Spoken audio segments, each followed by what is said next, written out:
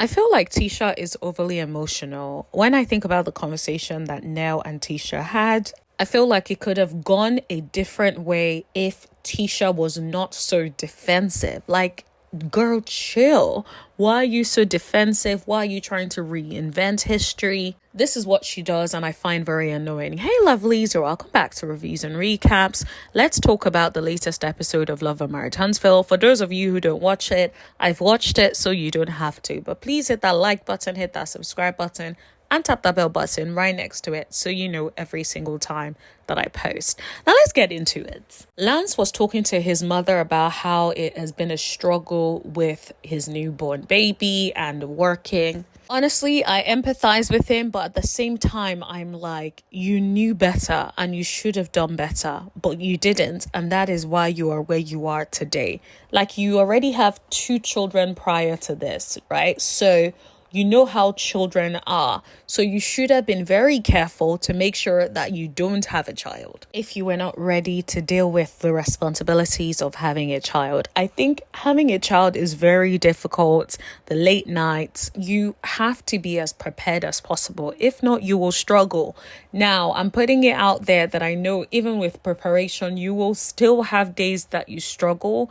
But at least most people that plan, they find it is an easier transition than those who do not plan. So for instance, some people end up getting a nurse, like a night nurse, to help with the nights, so that especially if you're a working parent, you can work during the day without feeling sleep deprived, right? So a lot of people are able to put these contingencies in place when they have children, because they have had time to plan and prep for the child. I will say though, it's not uncommon for a mother to want to show up and want to spend 2 nights a week with their child, looking after their child.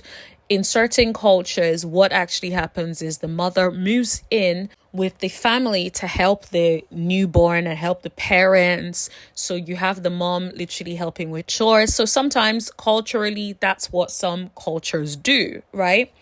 But at the same time, I also understand Nell and Chris are not that young. They are older, so they may not have that strength to be out here looking after a newborn. It's not easy. I was helping to look after a newborn one time, and I had a migraine and I was throwing up all over myself because I just could not deal with it. I was so sleep deprived and I was working as well. So it is not an easy job at all. What I didn't like was the fact that Nell did not think it was worth having a conversation with her husband about it. I feel like you and your husband should be a team.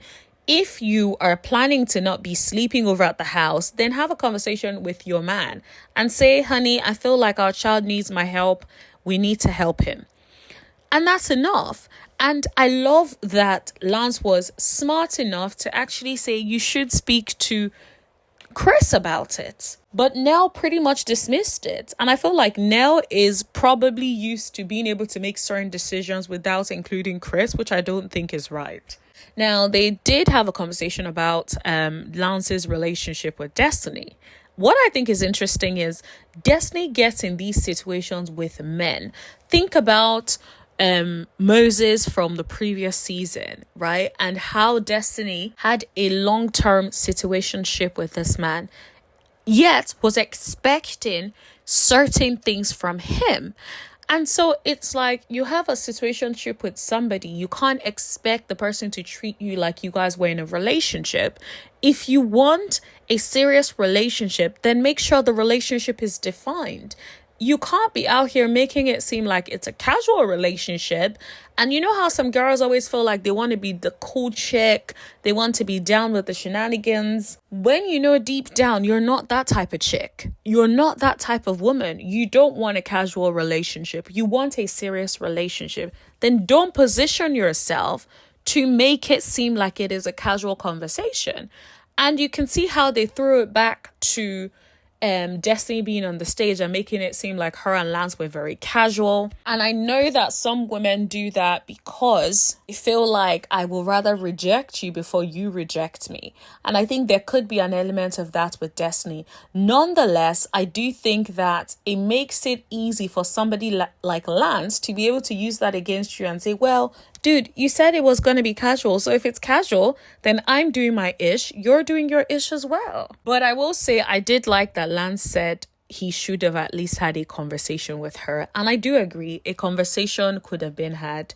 There is no reason for you to be like, just be quiet on it. Just have the conversation. We are casual. There's nothing serious here. I went over to my ex, had a fling or whatever, and we're having a baby. Simple. But to not be honest and forthcoming about that doesn't speak well. And then it makes it more of what it isn't. It makes it more like, oh, you were out here cheating on this woman when you guys were not even in a relationship. Now let's talk about the conversation between Destiny, Tisha, and Kimmy. That conversation was so dry. I was so bored. Like there was a point where I zoned out and I had to go back and replay it again because I really zoned out and I couldn't remember or even pay attention to what it is they were talking about.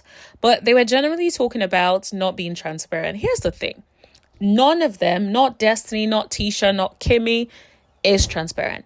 None of them are transparent. And I think that it is funny that these are the people having conversations about not being transparent. It's actually laughable.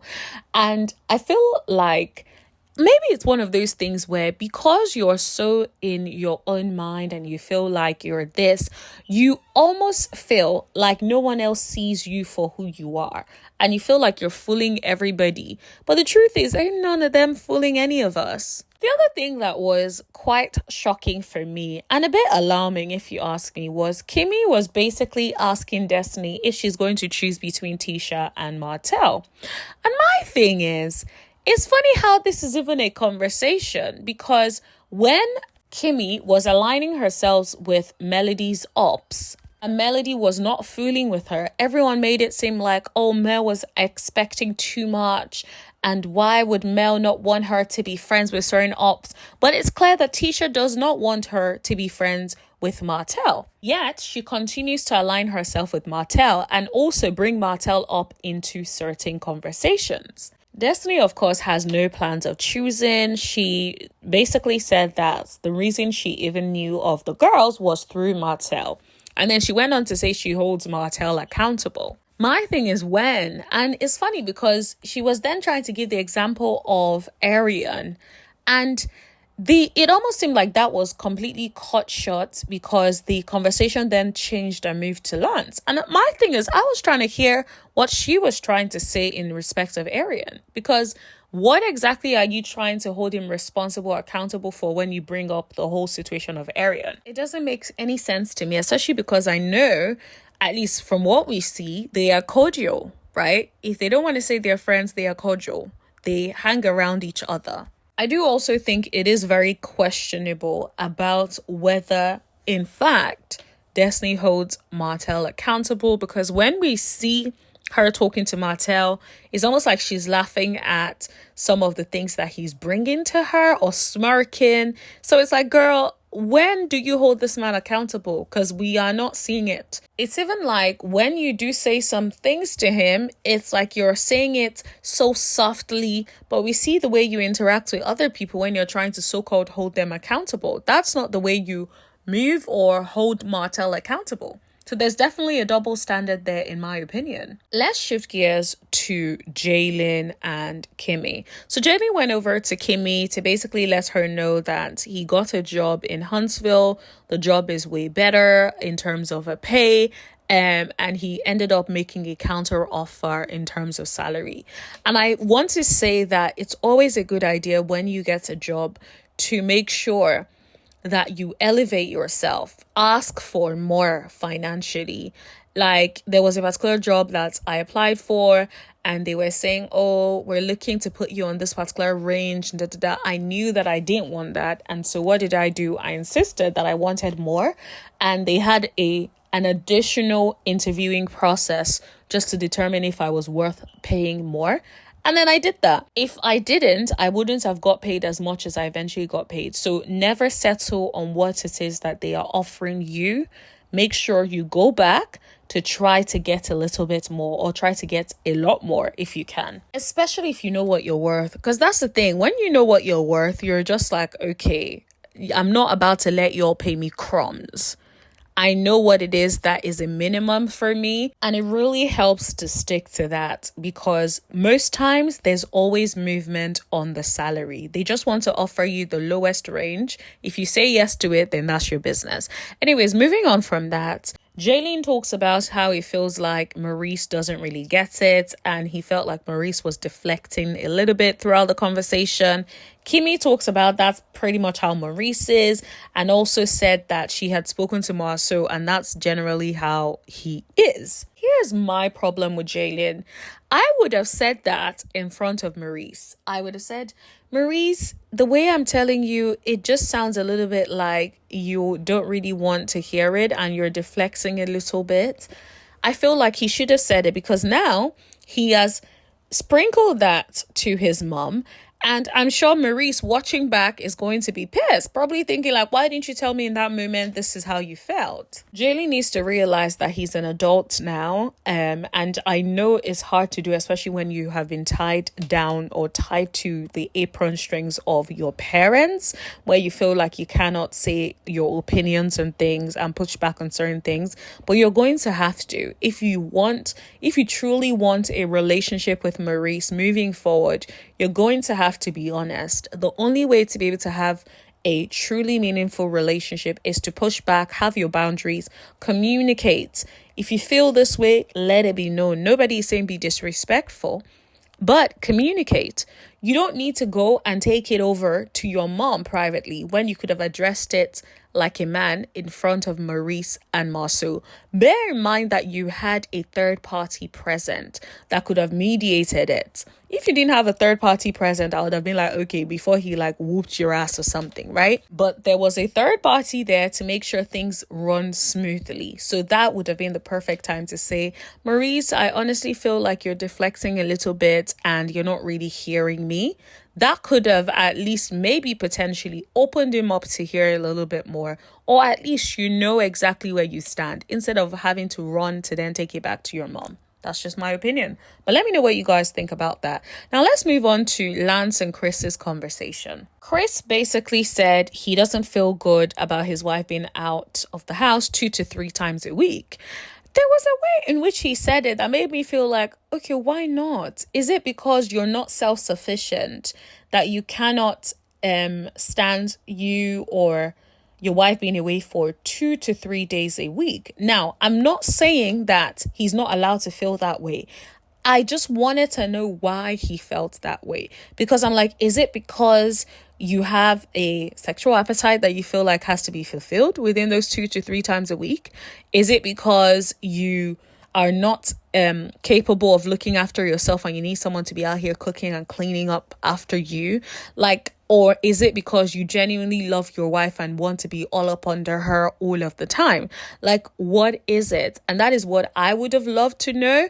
And I feel like I wish that the conversation was moved forward a little bit so we can get a little bit more meat than just saying a statement like that. And then we have to start making inferences as to what we think it is. I didn't really like that bit. Now, I do feel like Nell should have had the conversation and it shouldn't have been Lance having the conversation with his dad about it. That said, I do agree with what Chris had to say about you have to take some responsibility. This was a choice that you made and there needs to be boundaries. At the end of the day, we've said that you guys have to deal with things by yourself and stop involving us. At the end of the day, you guys are adults. You guys need to be able to live your life like adults and not have to constantly be calling on mommy and daddy to save you financially, to save you because now you had a baby that you didn't even tell us about until last minute, right? So these are some of the things that Chris feels like it is not adhering to the boundaries that they had set. And I agree with Chris. I feel like Nell should have had the conversation, and if there is no agreement between Chris and Nell about it, I feel like they could support by providing maybe a night nurse once a week. Let him get some sleep once a week, or drop off the kid at Nell and Chris's for a night per week, or one night every 2 weeks, right? Whatever it is that is okay for both of them, like a middle ground where it's okay for both of them. Because I understand if you feel like you're done having children and your even grandchildren, right? And then you find out that now you are not just about to be a grandparent, you're now about to have to parent a child. It can be completely shocking. It can be a huge surge of responsibilities that you're not ready for. And I feel like that is Chris's vibe towards the whole thing. And I don't blame him. Let's be clear. I don't feel like Lance gave him enough time to prep for that. If I'd known from you being 6 weeks pregnant, or, Lance's, whoever the baby mama is, was 6 weeks pregnant, and I was told, then I would be like, okay, time to prep. They would literally have 9 months to prep. Well, not 9 months if it's 6 weeks, but you know what I mean. They would have, a number of months to prep, to mentally prep, to come to an arrangement that works for them, a schedule that works for them. Not you telling them last minute, and then now you're saying how life is so hard, and then they have to come and bail you out. And so I feel like there is an element where Chris is right, but I also think Nell should be able to be there to support her son if she wants to. I think, but they need to agree on how many days a week or a month or whatever, and the frequency, because to be completely honest, it is not easy raising a child. And so whatever help he can get, I'm sure he will appreciate it. Now, let's move on to Tisha for a second. I feel like Tisha is overly emotional. And it's very frustrating with people like Tisha, because even when you feel like you guys have moved forward and you've turned a corner and you guys are developing this relationship, it's very easy to feel like that is not really the case. And I say that because she's very quick. One of those people where you guys will agree something, move on and say, okay, we're cool now. And then years down the line, she decides to bring it up as an example of what you've done wrong to them. I can't stand people like that, because it's like, yo, did we address it or did we not address it? Why are you bringing it back like it's something that happened yesterday? And I know some people may feel like Nell came in hot. I feel like, wouldn't you be hot if someone was out here putting hands in your husband's face and was really getting disrespectful, and they didn't lead with an apology when they saw you? And let's be clear, you cannot say that Tisha did not know she put hands in this man's face or was all up in his face, because when Kimmy and Destiny and Tisha were out, Kimmy basically was showing Destiny what that looked like. So our brain should have sensed and thought, oh wow, I was out of order. First things first, let me apologize. Because if that happened to Marsau, she would not appreciate that. But instead, Tisha did what she does best, which is deflect, which is throw stones. It's like, let's talk about you. Don't bring it back to me. Let's talk about you first. Then we can move on to talk about me. But Tisha wants to do this thing where it's like you bring something to her. She doesn't want to talk about her, so she flips it on you and tries to talk about you. It's like, no, honey, let's talk about you and what this situation is. Let's talk about your behavior and your lack of accountability. Nell basically said, like, I felt like you were on 100. And she's like, no, she wasn't. And then they start going back and forth. I'm like, Tisha, chill. Next thing, Tisha brings up the whole Atlanta thing. If you guys remember, this is when Marsau was saying that he was out here hanging out with Chris Fletcher, right, in Atlanta, when the picture of his back came out, right? And if you're hanging out in Atlanta, and Chris was like, nah, we ain't hanging out like that. We literally just saw for a few minutes or whatever, picked up whatever, and we both went our separate ways. So I don't know what happened. And the fact that she brought it back to then try to make it seem like Chris was the one that brought it up, or Chris was the one stepping out. I'm like, girl, this is the problem with you. First, that should not have been brought up. Two, you're trying to reinvent history.